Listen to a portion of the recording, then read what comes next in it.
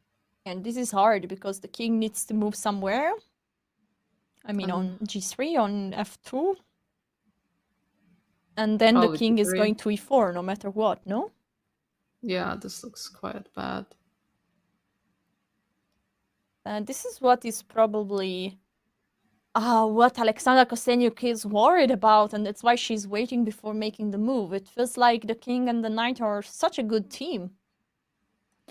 Yeah, it's really annoying because this bishop on e1 is just so dominated, and this knight is doing such a good job of stopping that pass pawn. We can see the knight can even land on e6 to physically stop this pass pawn from moving.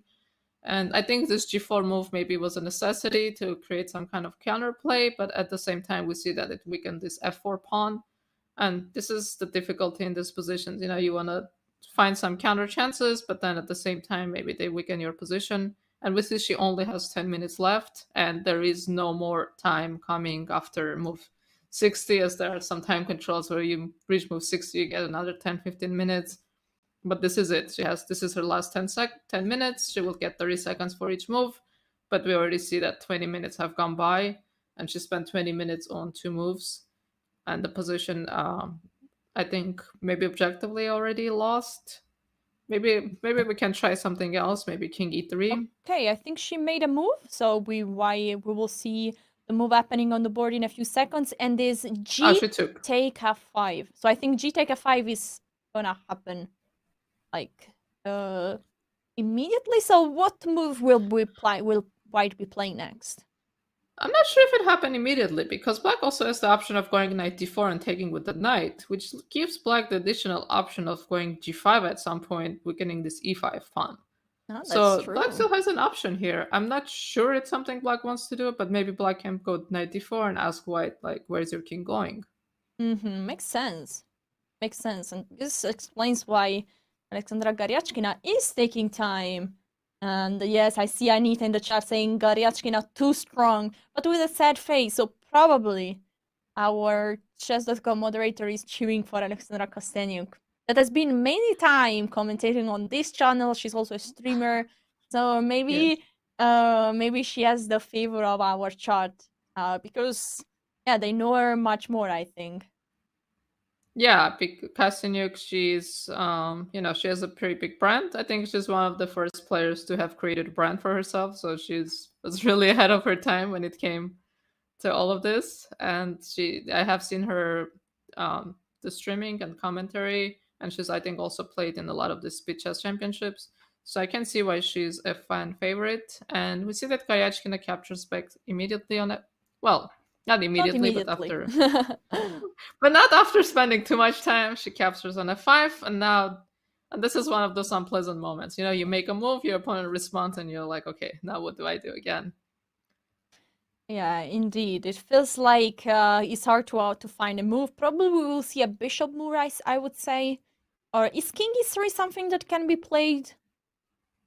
Well, king e3 stops this. King e3 stopped king d4. So maybe king d4 is actually a big threat here. So yeah, she did go king d3. So she's stopping this king from getting in.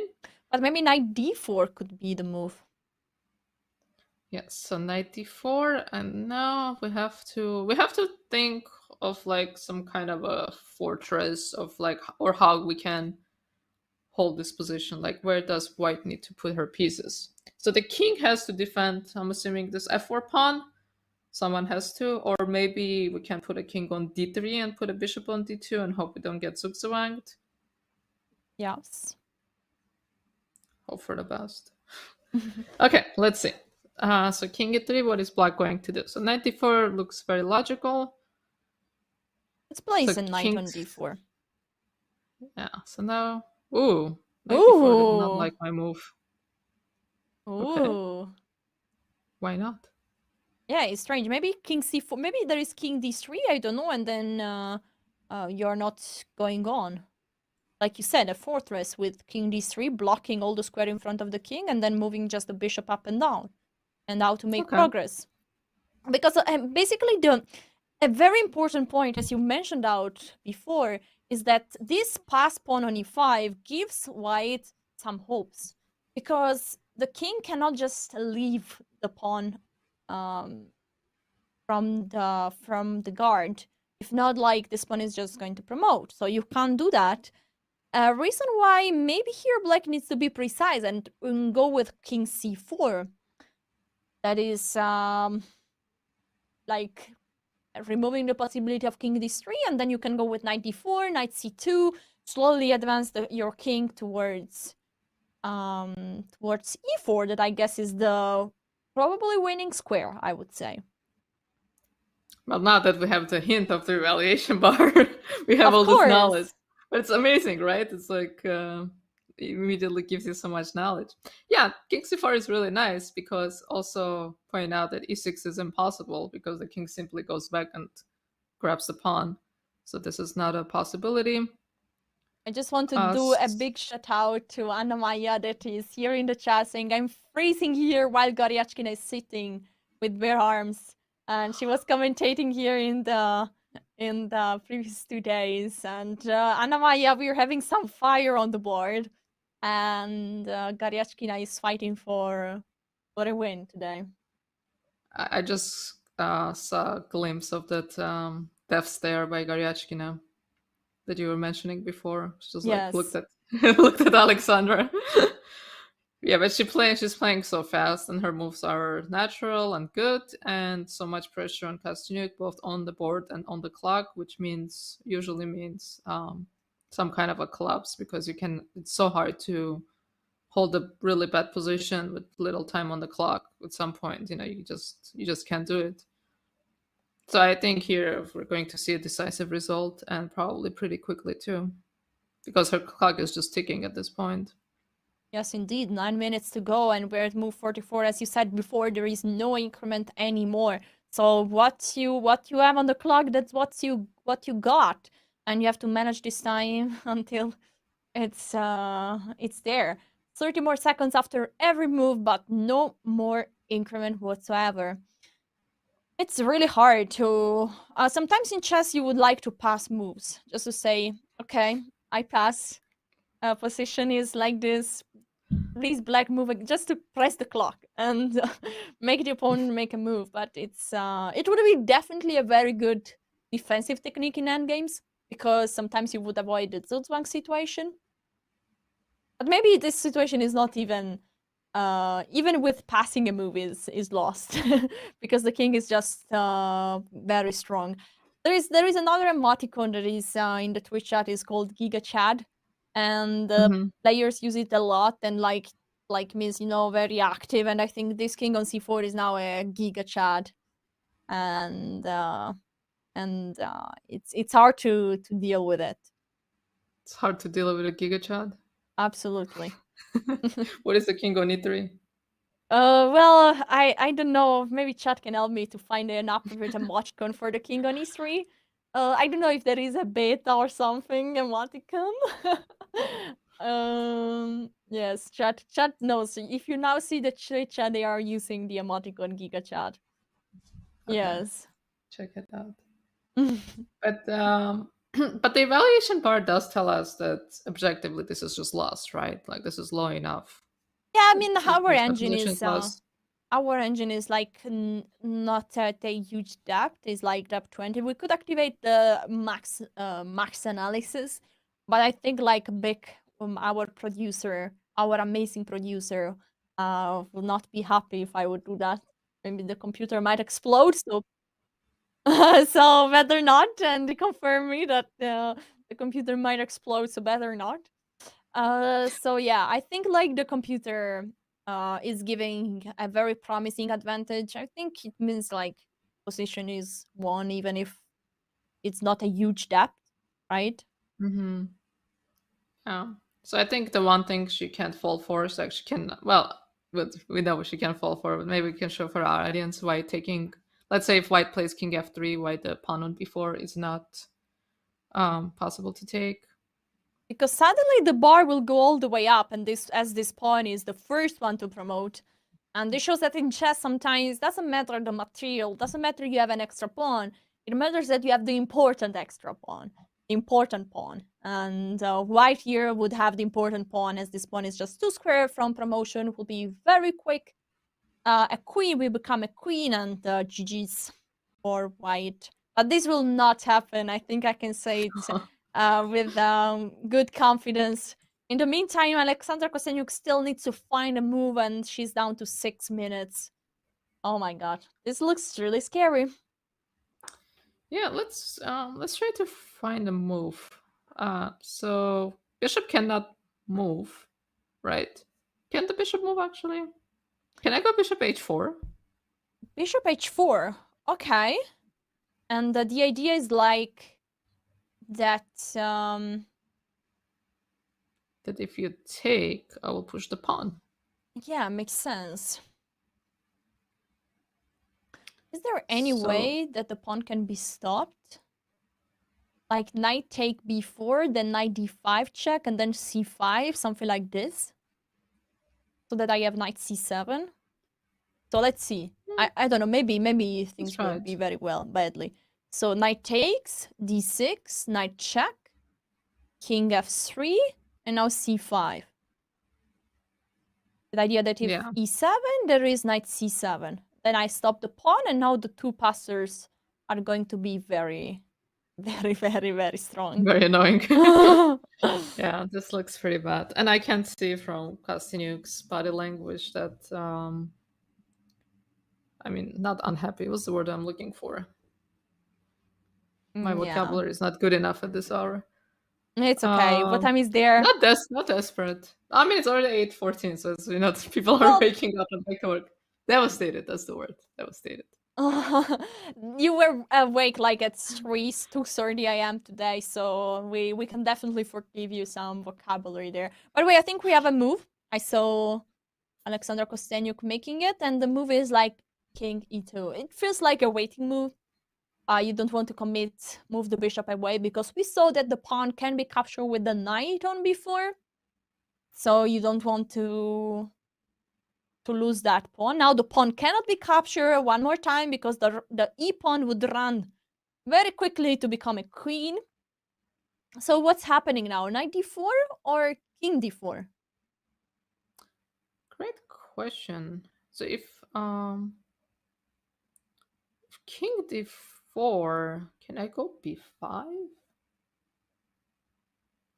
Wow, she's playing so fast. This is such an unpleasant feeling when your opponent plays this fast. She just goes knight d4 immediately.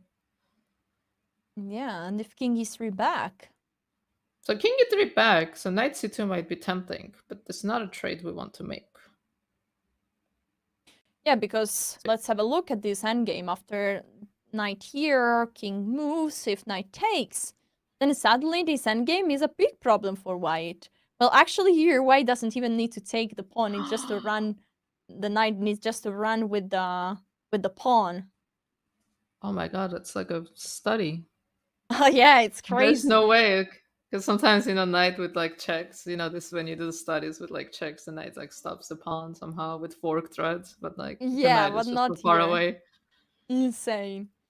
And okay, so knight d4, king e3, knight check. This doesn't really work. I mean, white, the knight cannot take the bishop. So, but maybe here, I don't know, king d5 maybe, and then king e4, because the king still needs to keep the bishop protected. So maybe you can play like king d5 and then king e4. Yeah. That looks pretty unpleasant. I mean, it's just like such an unpleasant situation for white, because she's in check and she's like, okay, I have a few options, and then maybe one of them or few of them lose immediately, the other one keeps the game going, but she still needs to sit there and figure it out, whereas her opponent just can make these moves, and like every decision is like a minute and a half on the clock until she gets to a point where she has no time, and that's what decides the game. Oh yes. It's like playing on your opponent's time is, it's psychologically and like such a difficult thing for your opponent to face. Because like she has to make a decision, right? She has to put her king somewhere. But where do you go? It feels like e3 is like the most natural way, because at least you try to limitate how black king can go towards the e4 square. I really feel like as soon as the king gets to e4 and the pawn on e5 cannot push, it's just over. That's a funny line. If I go king d2, which looks so awkward, Mhm. and then you take on b4, king b4, and I go king d3 check, and then I go bishop f2. Haha, and pinned. Oh yeah. I mean, you don't really see like the king moving and then discovery check, right? It's like such a rare thing. Of course, of course. This is funny tactic. So still chances, to come back. I think like it will not happen considering the fact Goryachkina has 26 minutes on the clock. But Yeah, but never say never in life. king d2 is just such a difficult move to play. Even if it's like objectively the best move, like putting a king on d2, I think it's a difficult move to play. 2 minutes left, actually under 2 minutes. And the king goes on d3. This is the square. On e3, sorry. d3 would be a bit illegal. And e3 is the square chosen by Alexandra Kosteniuk. And now... What is the winning plan? Are you actually going to try to win the b4 pawn, or are you going to try to create a pass pawn of your own?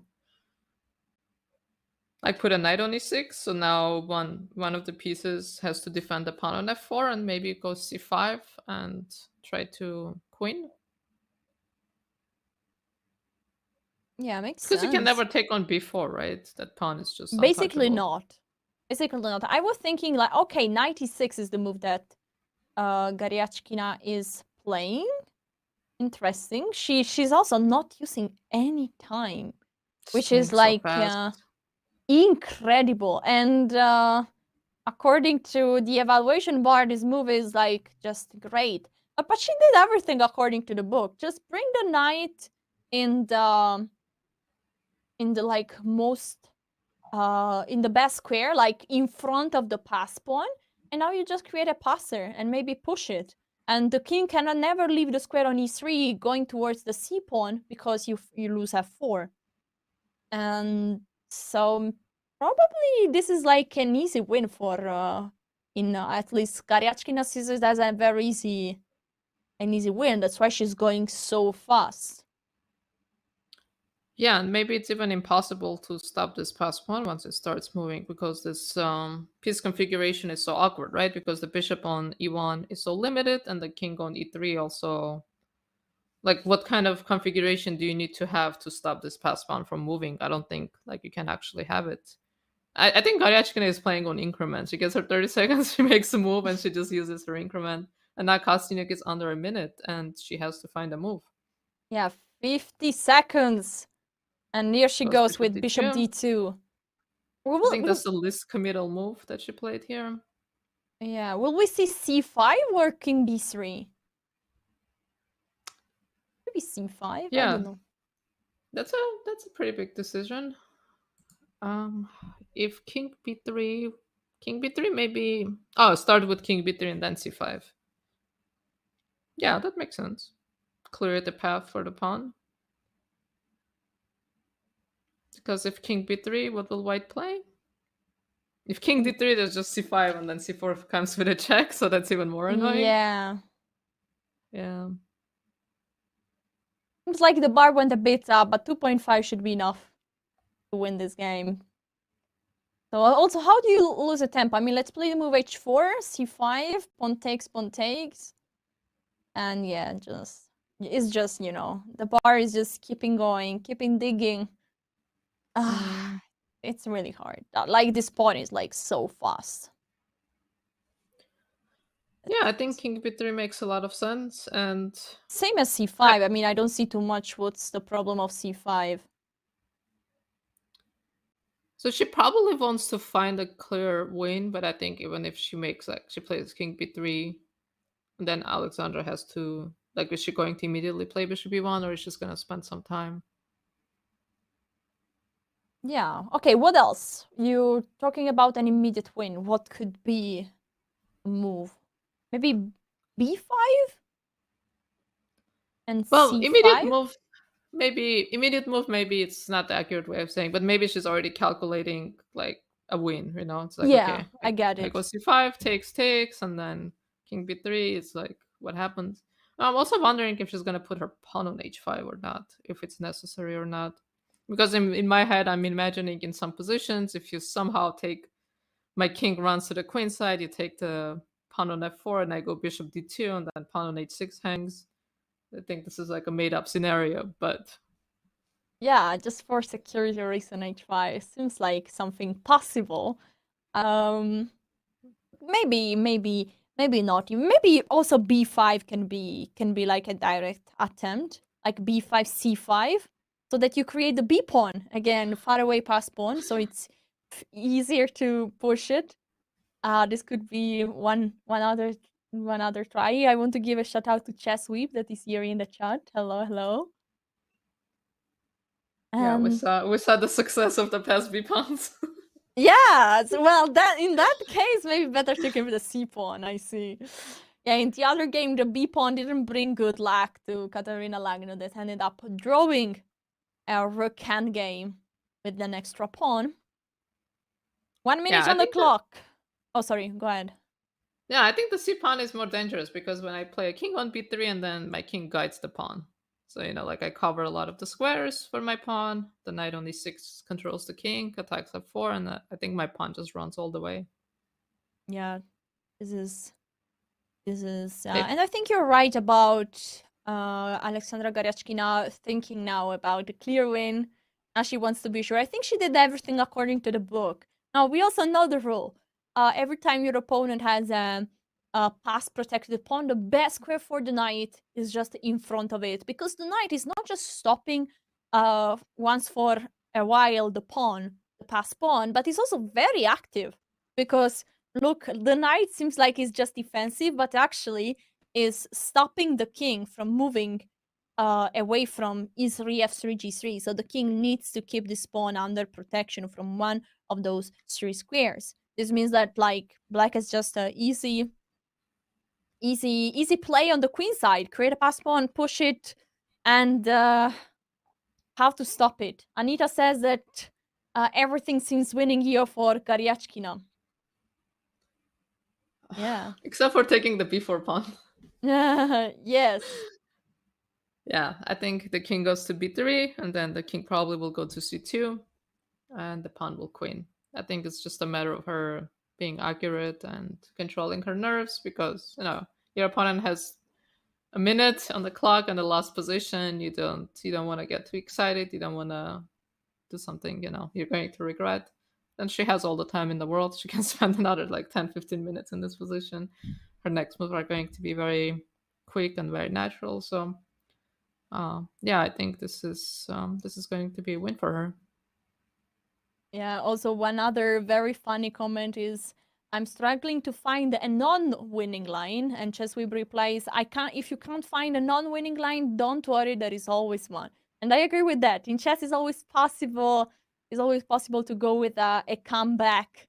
So it's always keep an eye, and that's why Alexandra Goryachkina, she knows she's completely winning, but she wants to find the most precise way. So what would you play here? Which move would you said pick? king b3, and I liked it, so I'm King just gonna b3. borrow your move. Okay. Oh, it's okay. It's okay. I mean, I also liked your h5, just to be like super precise, because I feel like he's an improvement. And yeah, I don't feel like white has really much to play. I want to try to play the move h5 and see if anything changes. Oh my god. Oh no. Oh no. I don't know if this is real. It can be that if we make a move, the bar goes all the way down. Again. Yeah. Sometimes Every it's move like... we make is bad. Yeah. Tough. No, I think king b3 will be the move. Which can also... Maybe c5 will be the move to keep the king away. And then next move, king b3.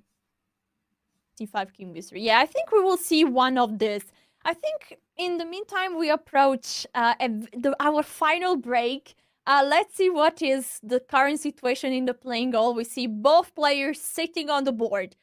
Alexandra Goryachkina has a winning position, 20 minutes on the clock, and she's trying to find the most precise winning continuation. Guys, this is the FIDE Women's Candidates Tournament 2022. We are going for a short break, and then we will come back with the most exciting game of this day 3.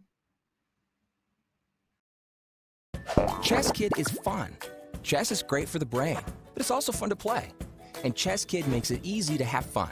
Whether your child is a total beginner or a prodigy, they can hop on and find a well-matched opponent from around the world at any time. Chess Kid is the safe, parent-approved way for your child to play chess online. Chess Kid is educational. To kids, it feels just like playing, but chess is a great way to learn patience, strategy, and critical thinking. Chess Kid features a comprehensive training program that guides kids to level up on their way to mastery. There are more than 50,000 chess puzzles and a whole library of entertaining videos that teach strategies, tactics, openings, and endgames specifically for kids. Chess Kid is easy. Whether you're a parent helping your child, a coach managing dozens of kids, or a school of hundreds. Signing up is free and easy, so what are you waiting for?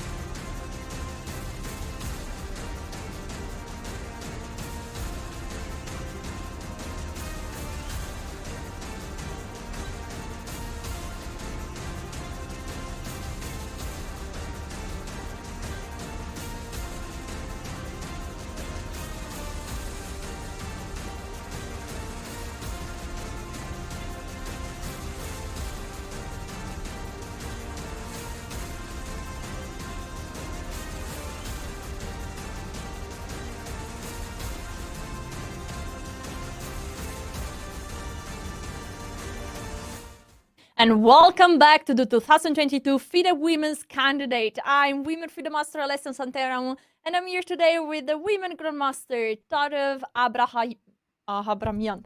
And we are I'll forgive you. Yes, I know. I said before the show so many times. I'm sorry. I'm trying to pronounce the name right, but okay, I'm doing my best.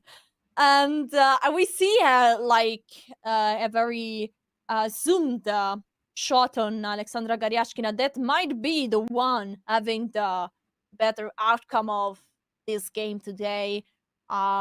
This is the position on the board. Actually, we had a few more moves. King b3 was the move that chose Alexandra Goryachkina, trying to create a pass pawn. King e2 is on the board.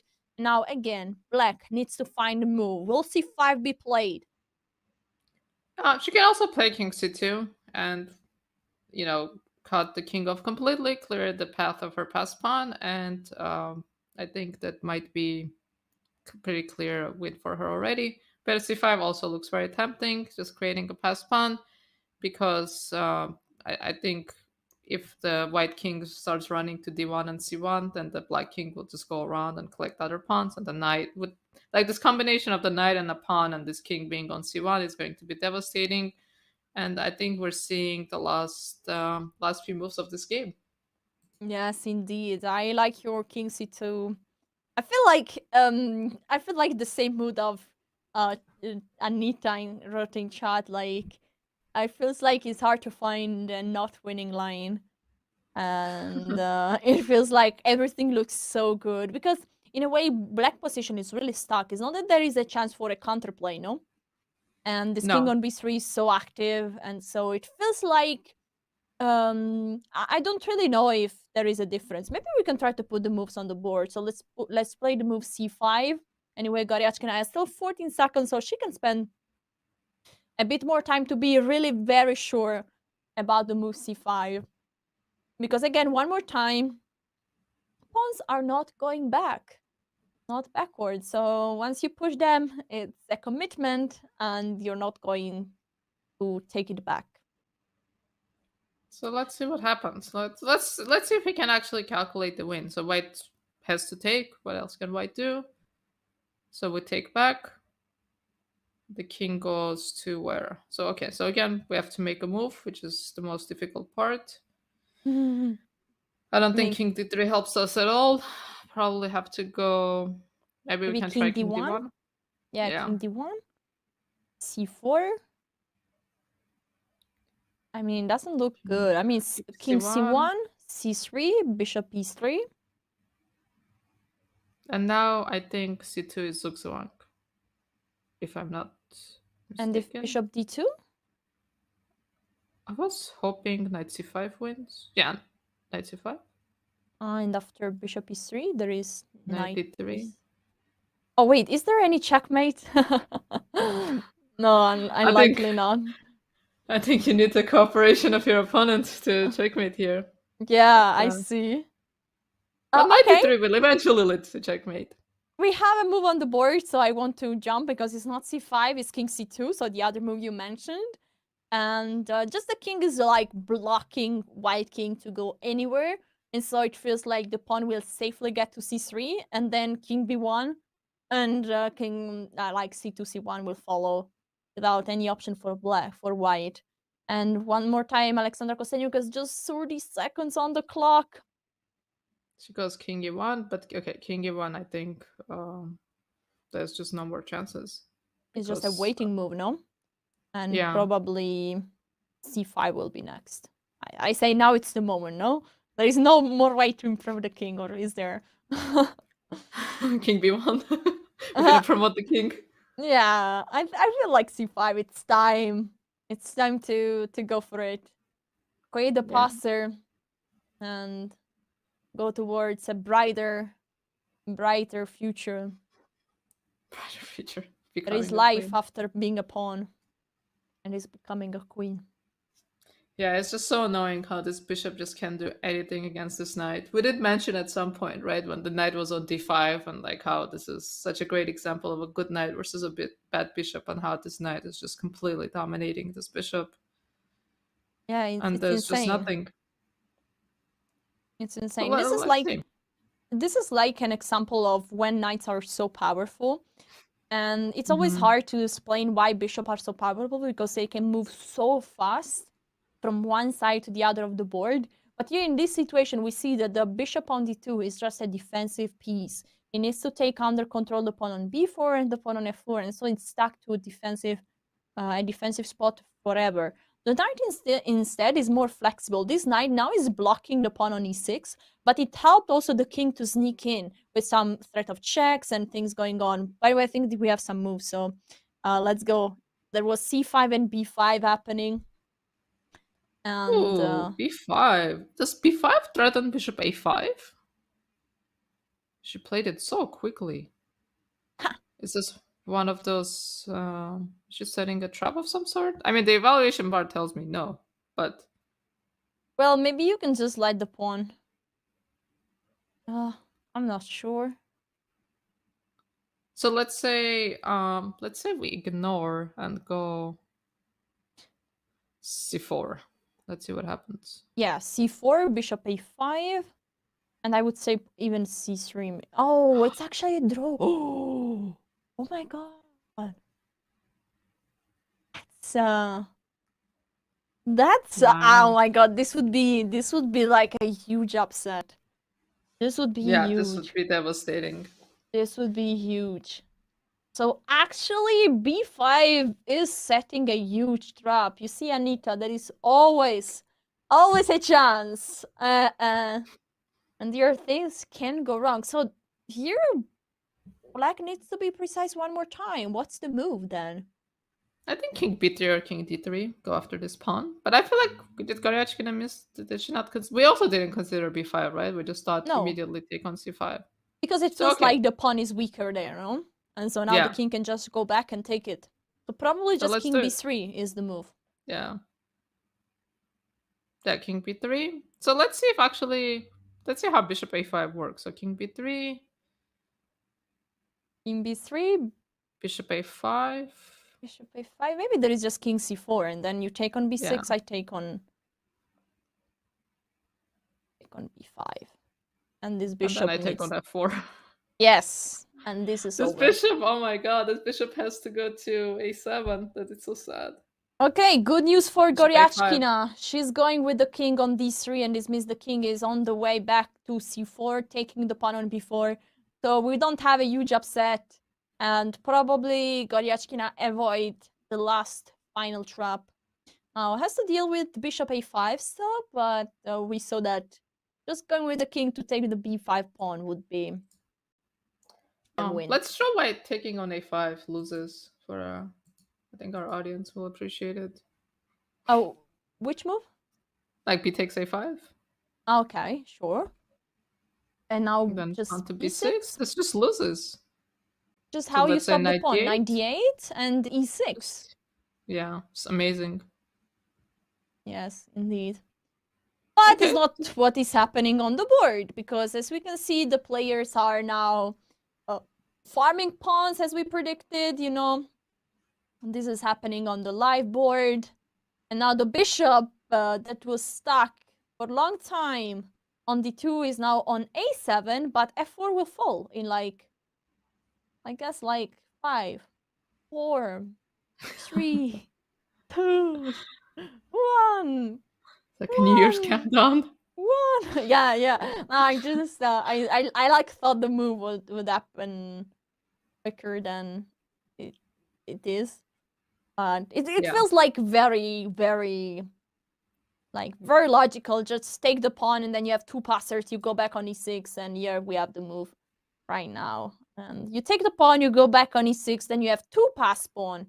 And I feel like this is already a resignation, a good resignation point. Yeah. Well, I mean, okay, she got some time on the clock. She managed to find this, but that was a nice resource. b5 and bishop a5. The king was like not on c2. If the king couldn't come back on time, that would have been really nice. But unfortunately, the king did come back on time. Yeah.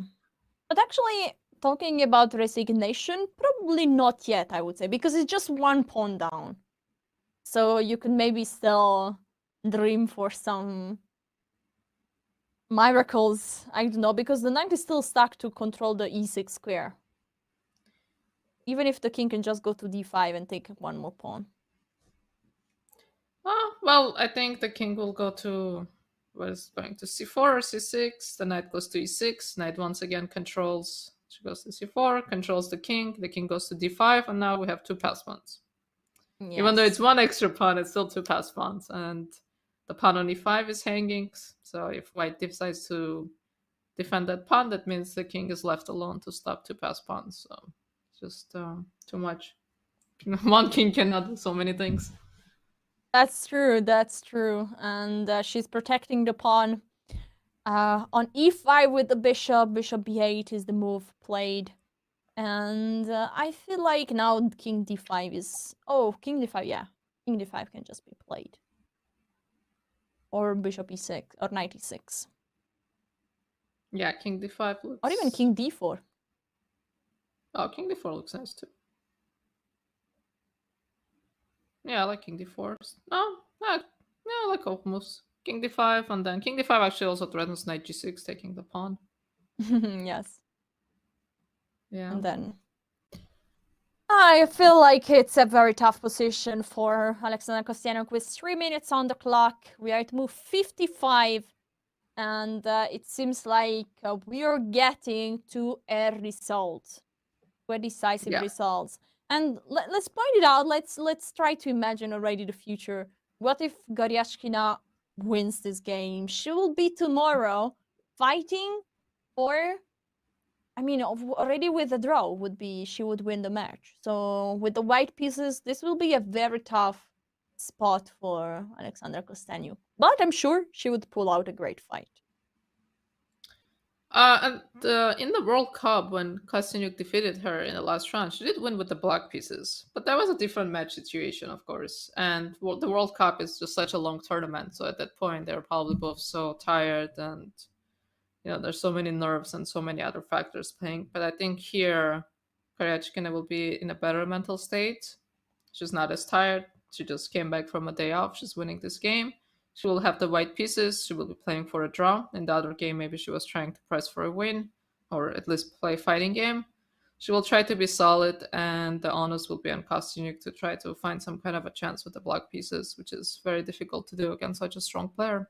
Indeed, especially in classical chess, it's really, really hard, especially when one player knows that the draw is enough. It's like it's possible for white to, if they really want to, try to make the position dry. So it will be like an important, a very hard, role of Alexandra Kosteniuk to try to keep the game interesting, and maybe she might have to take some risks in order to do that.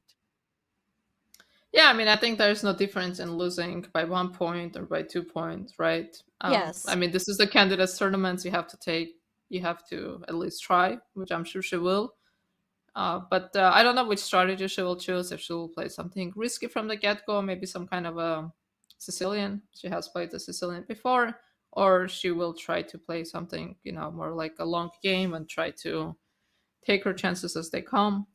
We do have a couple more moves on the board, but I think all these moves, I mean, there is no helping. There is no helping white in this position, so this knight is just gonna hop around and collect all the pawns. Yeah, King d4 is played. I think like knight e6 and king takes e5 is something that can happen.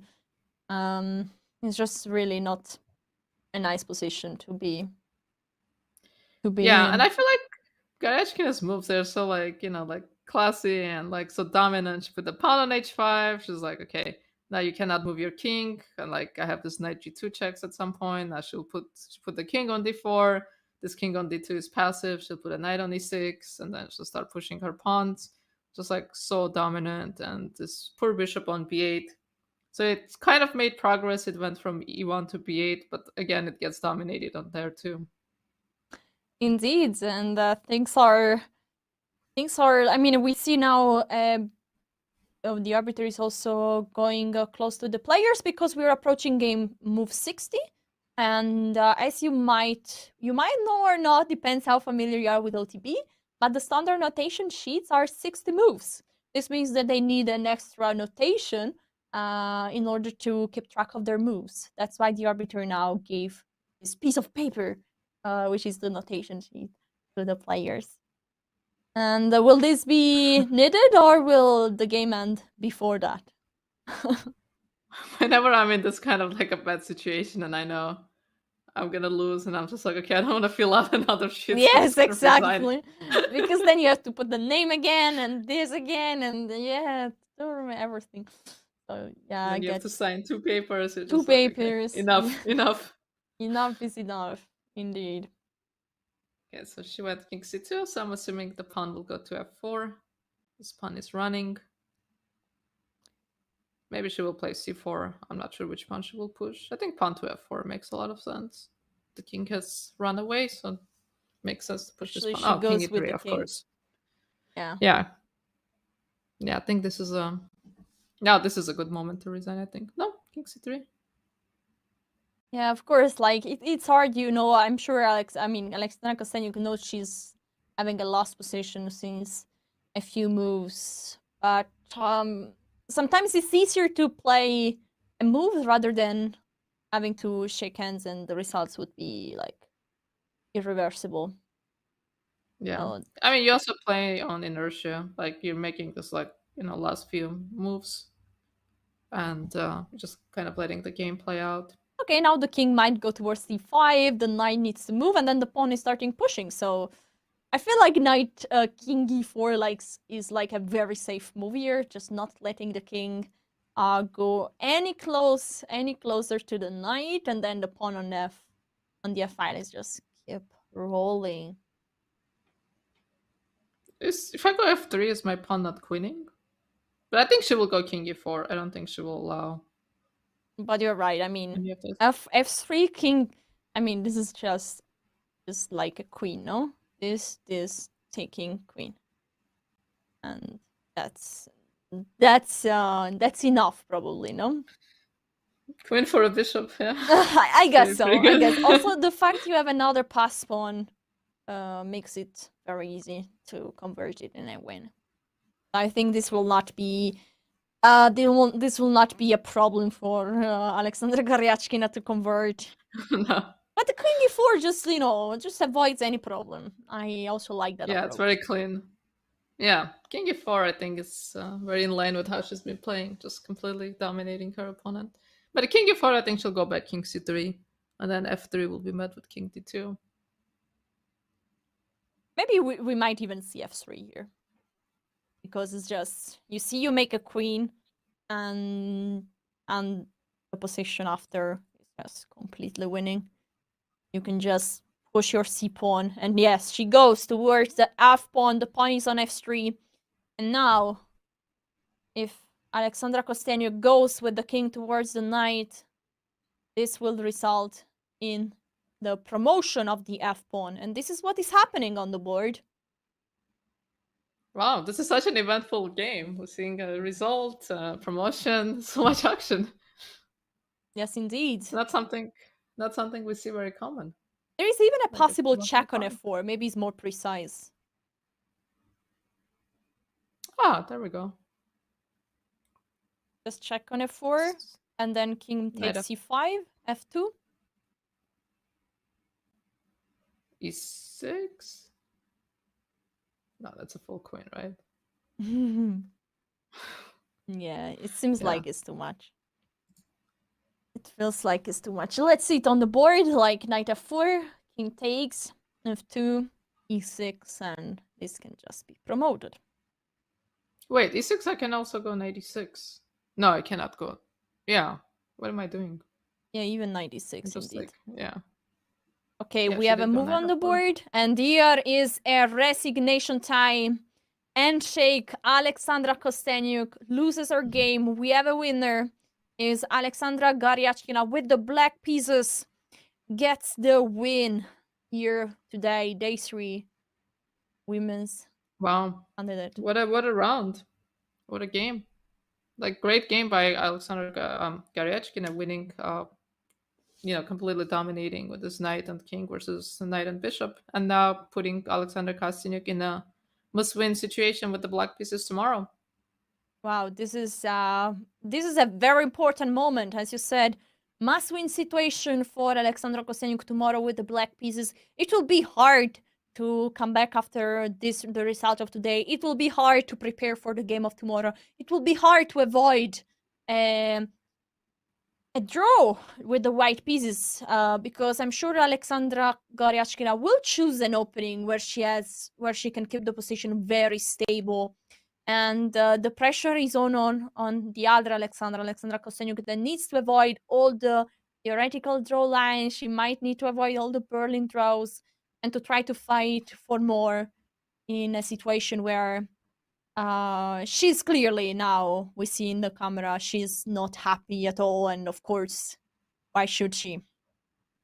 Yeah, this is a pretty tough loss. Such a long game, such a long fight, where she came with her preparation. She had a new idea. She was playing very quickly.